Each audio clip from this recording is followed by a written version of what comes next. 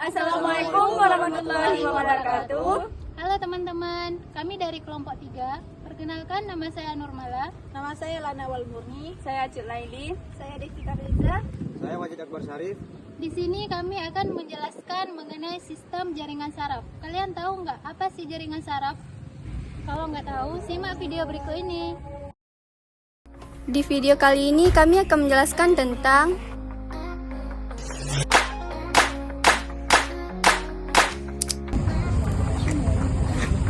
Jaringan saraf adalah jaringan utama dalam sistem saraf yang terdiri dari sel-sel khusus, neuron dan neuroglia, yang berfungsi mengirimkan sinyal elektrokimia untuk mengatur dan mengontrol aktivitas tubuh, memungkinkan kita untuk merasa, bergerak, dan berpikir dengan membentuk otak, sumsum tulang belakang, dan saraf-saraf di seluruh tubuh. Terdapat 5 fungsi utama jaringan saraf. Yang pertama, sensorik atau bisa disebut dengan aferen, yaitu menerima rangsangan dari lingkungan seperti sentuhan, suhu, atau nyeri. Lalu, organ internal mengirimkannya ke otak. Yang kedua, motorik atau bisa disebut dengan eferen, yaitu mengirim perintah dari otak ke otot dan kelenjar untuk menghasilkan gerakan atau respon. Yang ketiga, integrasi atau bisa disebut dengan pengolah, yaitu memproses informasi yang diterima dari antar neuron untuk menghasilkan respon yang tepat. Yang keempat, otonom, yaitu mengatur fungsi tubuh yang tidak disadari seperti detak jantung, pencernaan, dan pernapasan. Yang kelima, kognitif, berperan dalam proses mengingat, berpikir, dan belajar melalui interaksi antar neuron. Nah, baik, di sini saya akan menjelaskan tentang jaringan saraf. Jaringan saraf terdiri dari 2 komponen utama. Yang pertama itu ada neuron, yang kedua itu ada neuroglia. Jadi di sini saya akan menjelaskan satu persatu dulu nih.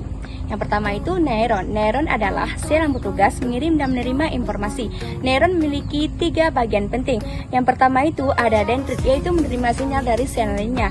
Yang kedua itu ada badan sel, yaitu mengirim informasi. Dan yang ketiga itu ada akson, yaitu mengirim sinyal ke sel berikutnya dibantu mielin agar lebih cepat. Yang kedua itu ada neuroglia. Neuroglia adalah sel pendukung utama dalam sistem saraf yang menumpang, melindungi, dan menyediakan nutrisi bagi neuron. Neuroglia memiliki 4 bagian penting. Yang pertama itu ada antrosit, yaitu menumpang dan memberi nutrisi. Yang kedua itu ada oligodendrosit, yaitu membentuk mielin. Dan yang ketiga itu ada mikroglia, yaitu pertahanan dan pembersihan. Yang keempat itu ada epidem, yaitu mengatur cairan otak. Nah, jadi neuron mengirim informasi, sedangkan neuroglia yaitu menjaga dan membantu neuron bekerja dengan optimal. Jadi, pengertian sinapsis adalah sambungan fungsional antar neuron atau sel saraf tempat sinyal atau listrik ditransfer berfungsi sebagai jembatan komunikasi dalam sistem saraf. Cara kerjanya melibatkan potensi aksi yang memicu pelepasan neurotransmitter di celah sinapsis, yang kemudian berkaitan dengan reseptor di neuron berikutnya, menghasilkan respon atau rangsang. Cara kerja sistem saraf yang pertama yaitu reseptor, menerima rangsang dari lingkungan atau sentuhan, cahaya, dan suara. Yang kedua, neuron sensorik, meneruskan rangsang ke sistem saraf pusat melalui sinapsis. Yang ketiga, pusat pengolahan, otak atau sumsum tulang belakang memproses informasi dan memutuskan respon. Yang keempat, neuron motorik, mengirimkan perintah ke efektor melalui sinapsis. Yang kelima, efektor, melaksanakan respon, bergerak, mensekresikan hormon.